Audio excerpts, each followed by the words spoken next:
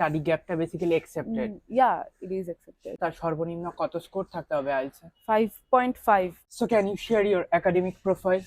আমি 2020 সালে এসএসসি এবং 2022 সালে এইচএসসি কমপ্লিট করছি। দুইটাতেই আমার জিপিএ 5 ছিল। অ্যান্ড দুইটাই কি সায়েন্স গ্রুপ? জি। ওকে। অ্যান্ড দেন আইএলটিএস এ কত স্কোর ছিল?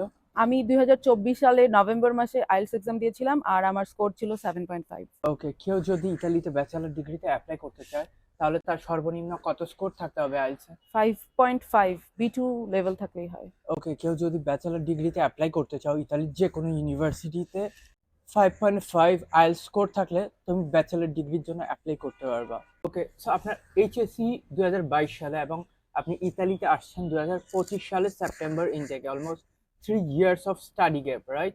ইয়াস, টেকনিক্যালি ইয়াস। কিন্তু প্রথম বছরে মানে 2023 সালে আমি বাংলাদেশে অ্যাডমিশন টেস্ট দিয়েছিলাম অ্যান্ড 2024 সালে আমি বাংলাদেশের একটা ইউনিভার্সিটিতে অ্যাডমিশন নিয়েছিলাম, কিন্তু আমার ইচ্ছা ছিল যে অ্যাব্রোডে স্টাডি করতে আসে। সো তখন থেকেই আপনি হ্যাঁ, প্রিপারেশন তখন থেকেই প্রিপারেশন শুরু করে অ্যান্ড দেন 25 সালে এসেছি। ওকে, বাট আই হ্যাভ সিন যে অনেকে 3 বছর 4 বছর ইভেন 5 বছর এইচএসসির পর স্টাডি গ্যাপ নিয়ে ইতালিতে আসে ব্যাচেলর ডিগ্রি করার জন্য। সো আপনার ক্ষেত্রে জাস্ট 3 বছরের হ্যাঁ, স্টাডি গ্যাপ আমার ছিল। ক্ষেত্রে 3 বছরের স্টাডি গ্যাপ ছিল। সো স্টাডি গ্যাপটা basically accepted. Yeah, it is accepted. HSC তে কত জিপিএ থাকলে মিনিমাম একটা শিক্ষার্থী ইতালিতে ব্যাচেলর ডিগ্রির জন্য অ্যাপ্লাই করতে পারবে?